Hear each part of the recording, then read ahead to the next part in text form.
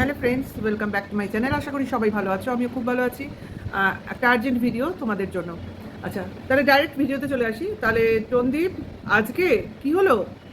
এরকম থ্রেড দিতে হলো কেন? মাথায় তো আসছে না। একেবারে ছাদের উপর দাঁড়িয়ে থ্রেটনিং, কি ঘটলোটা কি? তাহলে কি সেই সময়টা এসে গেল যে সময়টা মা আর ছেলে সত্যি সত্যি এক হতে চলেছে? তাহলে ভিউয়ার্সরা যারা দেখছো আমাকে অবশ্য করেই পুরো ভিডিওটা দেখো, স্কিপ করো না। কারণ টনদীপের ভিডিও এসে গেছে, একটা ছোট ভিডিও, 5 মিনিটের ভিডিও। সেই ভিডিওতে ও কিছু কথা বলেছে, যে কথাগুলো নিয়েই আমি তোমাদের কিছু কথা জানাবো। অবশ্য করেই দেখো এবং তোমাদের মতো করেও তোমরা জিনিসটাকে চিন্তা করে দেখো, এটাই হলো না অন্য কিছুও হতে পারে।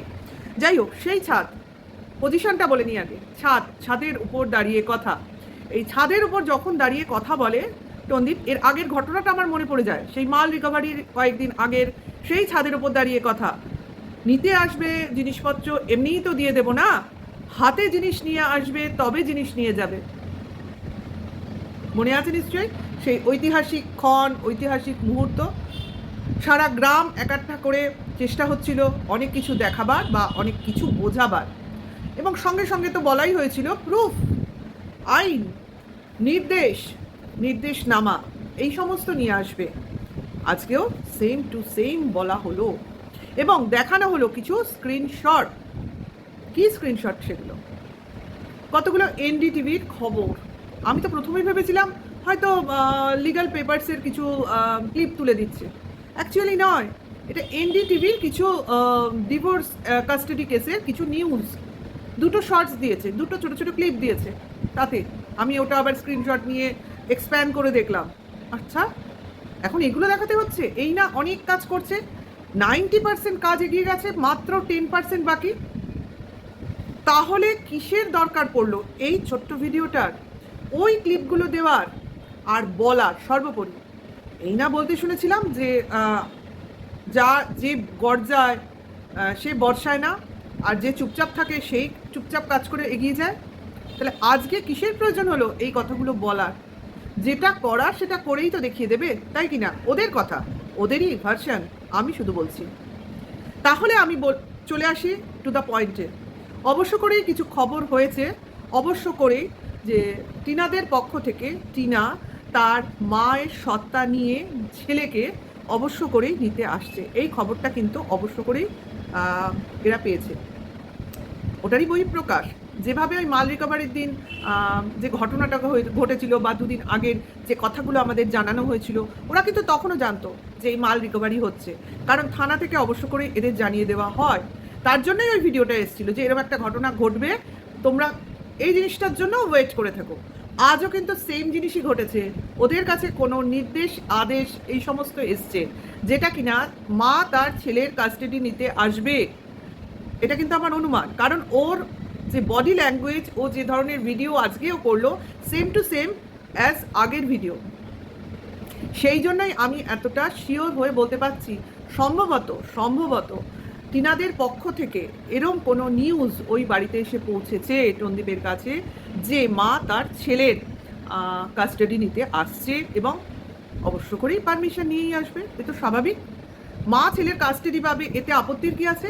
এই না সমস্ত ভিউয়ার্স, আমি আমাদের ওদের এটা আলাদা করছি না, সমস্ত ভিউয়ার্স আমরা বলেছিলাম যে মা কেন ছেলের নাম উচ্চারণ করে না, মা কেন ছেলেকে দেখতে আসতে পারবে না, মা কেন ছেলের সঙ্গে কথা বলতে পারবে না? এটা তো হতে পারে না, কোনো আইন মাকে আটকাতে পারে না।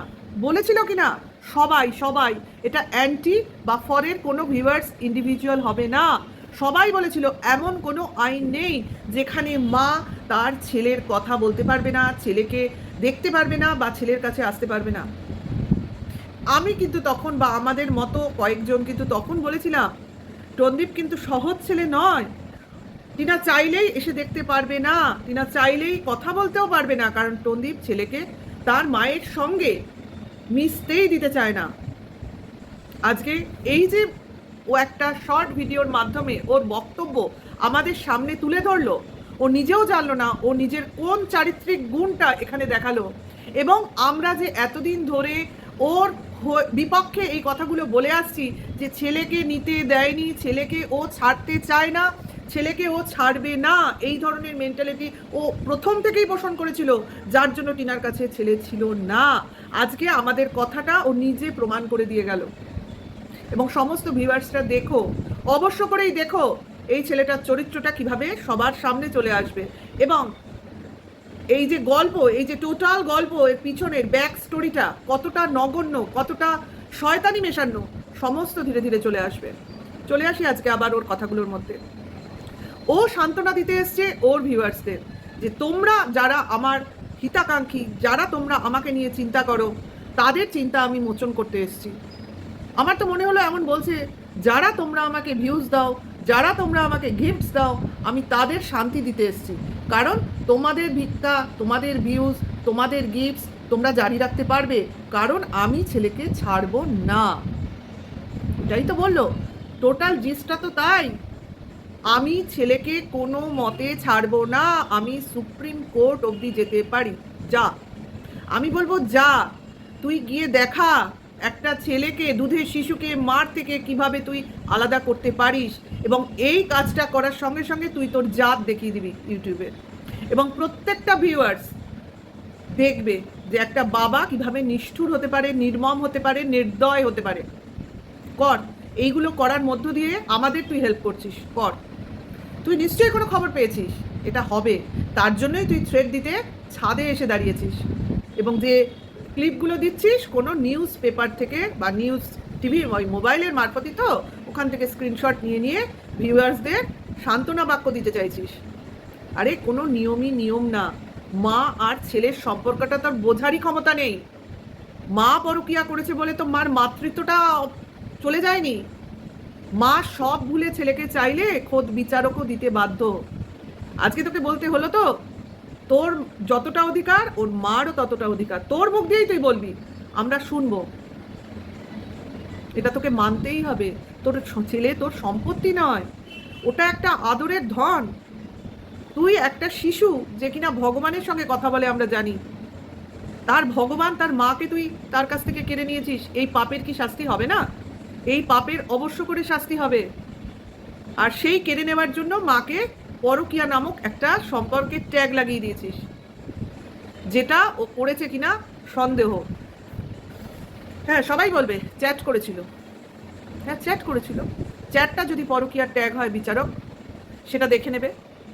এই যে সবাই বলছে বিয়ে করেছে শ্বশুরবাড়ি, এর প্রমাণ নিশ্চয়ই সবার কাছে আছে। প্রমাণগুলো যাক, গিয়ে তুলে দিক বিচারকের কাছে, অন্তত টন্দীপের কাছে তুলে দিক, যাতে টন্দীপ দেখাতে পারে। টন্দীপের কাছে তো সমস্ত প্রুফ আছে, ওর ভয় কিসের?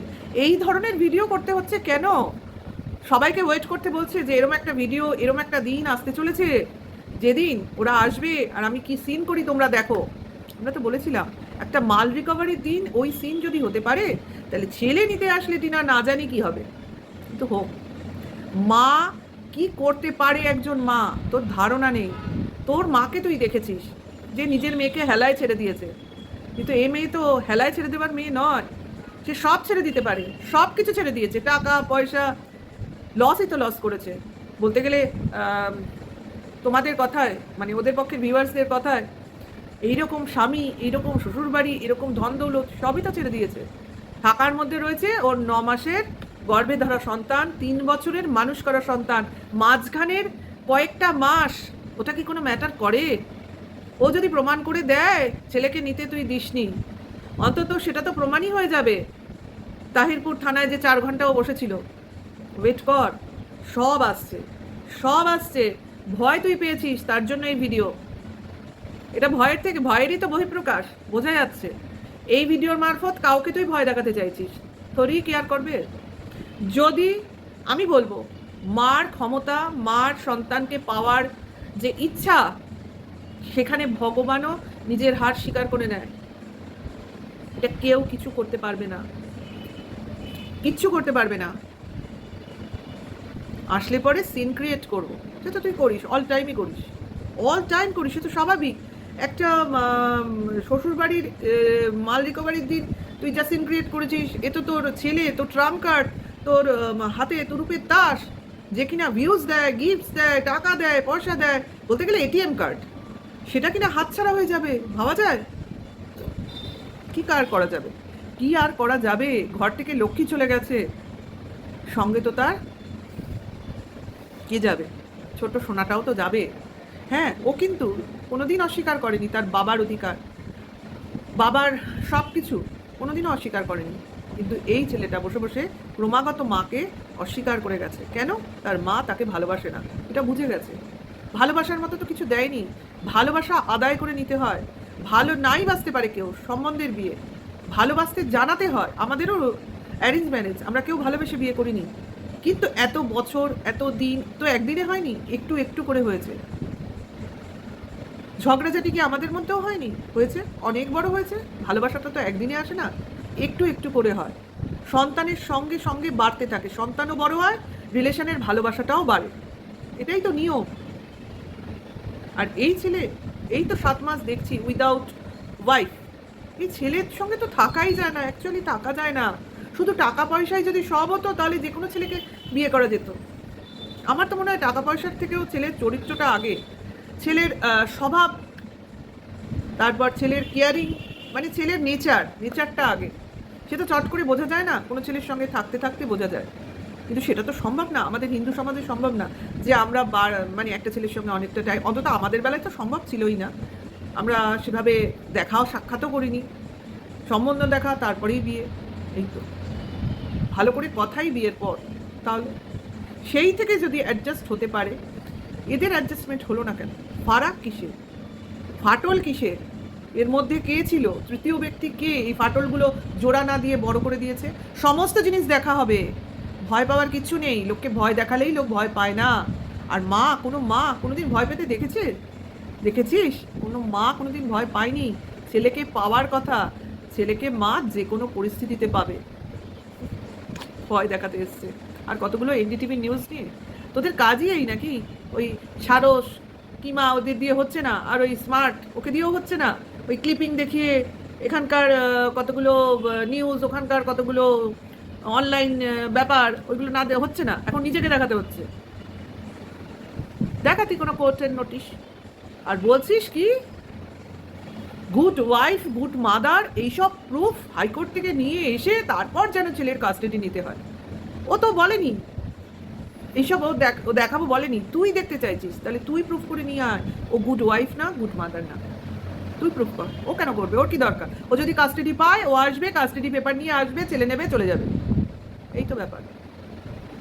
আর যদি বিচারক বলে যে না, তুমি তোমার ছেলে বর, তোমার যখন ডিভোর্স হয়নি তুমি তোমার শ্বশুর বাড়িতেই থাকবে, তাহলে থাকবে। এই তো দুটো জিনিস। ওই যে রিমিরা যেমন প্রীতমের বাড়িতে গিয়ে সংসার করছে, সঙ্গীতাদি করালো না? এটাও তো করা উচিত, ছেলের স্বার্থে বাবা মাকে এক করে দিল, এটাও হতে পারে। যেটা আইনত লিগালি হবে সেটাই হবে। কাজে ওইসব ফালতু কথা ছাদে দাঁড়িয়ে বলা বন্ধ কর, আর ভয় দেখানো বন্ধ কর। কেউ ভয় পায়নি, অন্তত একটা মা তো পাবেই না। মার ক্ষমতা তোর জানা নেই, নিজের মাকে দেখে তোর শিক্ষাই হয়নি মা কি জিনিস। তোর মা তো মাই না, যে কিনা ছেলের সন্তানকে শুধু দেখে, জানে কি বলতো, ছেলেকে ভালোবাসে বলে না। যদি ছেলেকে ভালোবাসতো না, তাহলে ছেলের সংসারটাকেও ভালোবাসতো, ছেলের সন্তানকে যেমন ভালোবাসে ছেলের বউটাকেও ভালোবাসতো। ছেলেকে ভালোবাসে না, ও জানে একটা ছেলে রোজগার করবে, তার পয়সায় আমি বাঁচবো। হ্যাঁ, ভালোভাবে বাঁচার জন্য না, খেয়ে পড়ে বাঁচবো, মোটামুটি বাঁচবো। আর মেয়ে হলে তো অন্যের বাড়ি চলে যাবে, তার বিয়ে দিতে হবে, খরচ খরচা। কাজে মেয়েকে তো ভালোবাসার প্রয়োজন হয় না, ছেলেকে ভালোবাসাটা দেখিয়ে আটকে রাখতে হবে, যাতে ছেলে আমাকে আমার শেষ বয়স অবধি আমাকে দেখে। এইটা হলো টেন্ডেন্সি অনেক মহিলার মধ্যেই, এটা আছে যে মেয়ে ভালোবাসে কোন অর্থে, এমনি ভালোবাসলাম ঠিক আছে, কিন্তু মেয়ে তো আমার কাছে থাকবে না, মেয়ে তো অন্য বাড়ির জন্যই তৈরি হয়, এটা ধরে নেয় শ্বশুর বাড়িতে চলে যাবে, তাহলে আমার শেষ বয়সে কে দেখবে। সেই অর্থে অনেকেই ভাবে আমার মেয়ে না হয়ে ছেলে হোক। এই ভদ্রমহিলাও কিন্তু তাই ভাবে, ওই শাশুড়ির উপর দোষ চাপিয়ে দিয়েছেন যে আমাদের মেয়ে পছন্দ করে না, মেয়ের যত্ন করতে দেন, ভুল কথা। উনি নিজেই পছন্দ করেন না, না হলে মেয়েকে আনার জন্য ওনার মধ্যে এই টিনার মতো টেন্ডেন্সি দেখতাম ছিল না। উনি বরং ঝাড়া হাত পা হয়ে বেঁচে গেছেন, বাপের বাড়িতে মেয়েকে দিয়ে উনি বেঁচে গেছেন, এবং পরবর্তীকালে উনি ছেলে যাতে হয় সেটার ব্যবস্থা নিয়েছেন, তার ফলপ্রসূ ছেলে। এবং ছেলে যখন হয়েছে উনি হাফ ছেড়ে বেঁচেছেন। অন্তত শেষ জীবন অবধি একজন আমার কাছে থাকবে যে আমায় দেখবে, আমার মুখে জল দেবে আর স্বর্গে যাওয়ার সিঁড়িটা তৈরি করে দেবে। তাহলে নেক্সট দিনের ওয়েট করো ভিউয়ার্সরা, অবশ্য করেই ওয়েট করো, কারণ কিছু তো একটা হতে চলেছে। আর এরা যাই হোক ভয় পেয়েছে, টিনার তরফ থেকেও কিছু আসুক, এটাই আমি চাই। এর পরেরটা পরে আলোচনা হবে, এইটুকু ওর আজকের এই মুহূর্তের ভিডিওর উপর বেস করেই ভিডিওটা দিলাম, তোমাদের জন্যই দিলাম, ঠিক আছে? তাহলে ভালো লাগলে লাইক কমেন্ট শেয়ার করো, আর নেক্সট ভিডিও ওয়েট করো। Tata bye.